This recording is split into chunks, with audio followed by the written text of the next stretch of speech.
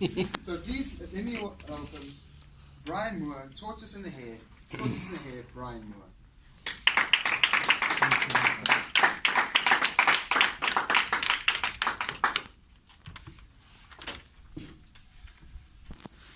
Tobela Dumela Option di Matekwan.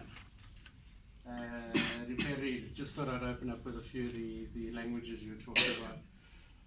I am so excited because I am doing a fairy tale. But this fairy tale has been turned into a KwaZulu-Natal fairy tale, known as Ufudu no Nogwaja, the tortoise and the hare. Sort of, the hare. Now the most important thing about this story is down at the river, there's this little place where all of the animals meet every evening. And the first one in there every single day is Nogwaja. Because Nogwaja can run at 64 kilometers an hour. This thing is blitzvinnig. Blitzvinnig, speed of lightning. Is really fast. Now if you can envisage this crazy rabbit coming running in and doing little spins. Hey, so where's everybody, where's everybody, where's everybody? And then slowly the other animals, the elephant,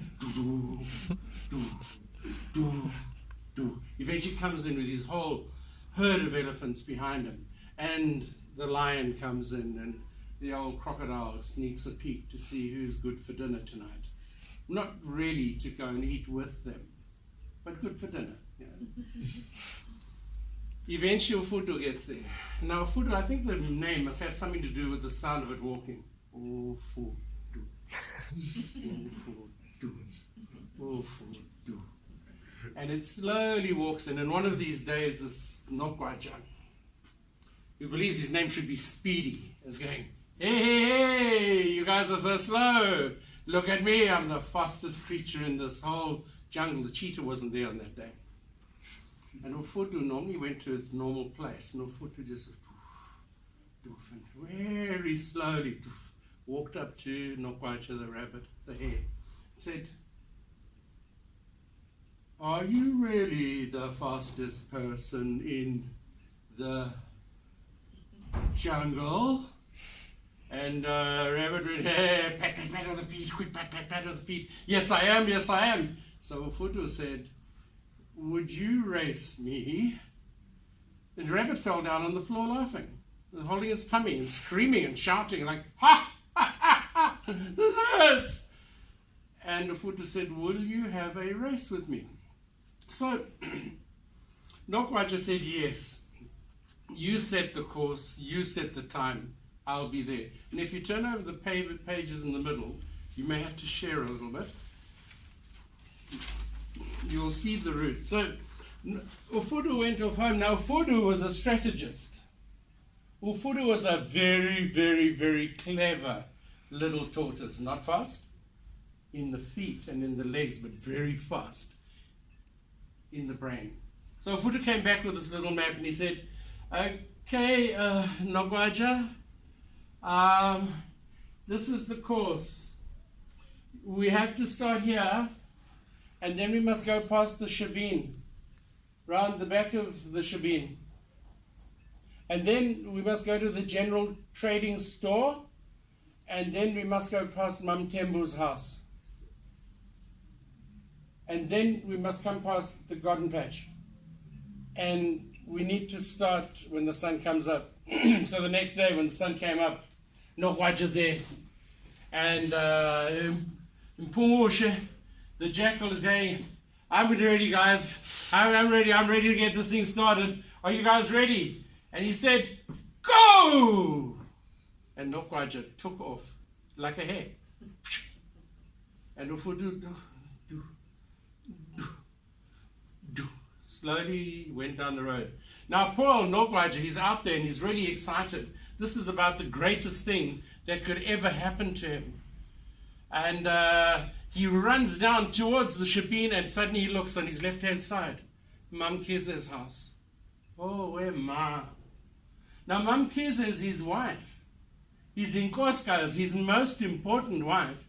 Can't go past your wife's house if you're a good traditional boy. So it's, and he jumped the fence. And he landed in the house, and his 35 children came running out, Daddy, Daddy, Daddy, come play with me. So Daddy's having a lot of fun, and Mum Kize always has to feed her husband. And there are certain visitation rights that we won't go into at this stage. But so he gets fed. He gets umkomboti, traditional African beer. And he squats down and he's sitting having his beer. Ufudu is still going. And he's now making his wife happy in all sorts of wonderful, magical ways. So eventually he sits there and it's really full now, and he goes, hey, listen, I've got to go. I mean, surely the Ufudu is catching him up. And he jumps out and he heads off down towards the trading store. And lo and behold, Mam Tembu's house, the second wife. You cannot offer one wife something and not the other. So, poof, Nogwaja's over the fence, bang. The children, I think 45 at this stage, come running out. They're really excited to play with their daddy. Daddy drinks some more, he eats some more. And eventually, he bounces over the fence and he runs towards Madlamina's house. Now, you've all heard the song, I'm sure.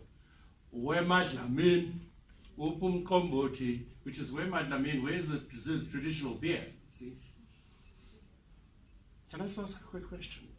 Are you on 7 to 9 minutes? Or on 5 to 7? It's 7 to 9 on. Okay. So as he gets there, now he's thirsty. Ufudu is coming up the hill. Doof. Doof. He's thirsty. This is the palace of Umkomboti. Umkomboti has to stop. So in he goes. Long conversations about this turtle, this tortoise. Man, Ufudu has got no chance, and he drops, and he eventually does the traditional thing. He falls asleep underneath the tree. And Ufudu goes up with the shell in his back and tiptoes past the sleeping rabbit. Can you imagine the tiptoeing? Turtle carries on, and eventually crosses the line. And Impungush, the jackal, is going, so, what's going on? Where is the rabbit? And then they see in the distance a whole crowd of little bunnies carrying their father home. Dad was finished.